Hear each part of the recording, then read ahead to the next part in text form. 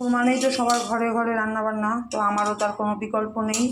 চলো রান্নাবান্না তো শুরু করে দিয়েছি। আজকে আমি কি রান্না করি, শনিবারে আমার নিরামিষ রান্না। তো কি রান্না করি তোমাদের সাথে একটুখানি শেয়ার করি, তারপরে কথা বলি।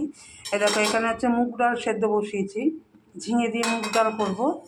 আর এই একটা সবজি কেটে রেখেছি, সব সবজি নিরামিষ একটা তরকারি করব, ছোলা আর বাদাম দিয়ে। এখানে পটল কেটে রেখেছি, দেখো পটল ভাজা করব। আমার না পটল ভাজা খেতে খুব ভালো লাগে, পটল ভাজা করব।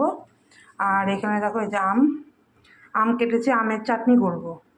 তো এই হচ্ছে আজকে আমার রান্নাবান্না শনিবারে। আর এখানে দেখো মৌরিটা একটু তেলে নিলাম, কারণ ওই আমের চাটনিটার মধ্যে একটুখানি মৌরি গুঁড়ো করে দেবো। তো এর জন্য একটুখানি তেলে নিয়ে তারপরে ওই হামানদিস্তার মধ্যে গুঁড়ো করে নেব।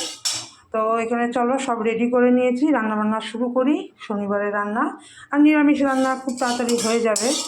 তো চলো তোমরা কে কী রান্নাবান্না করলে আজকে শনিবার আমাকে একটু কমেন্ট করে জানিও। তো চলো সবাই ভালো থেকো, সুস্থ থেকো, টাটা বাই।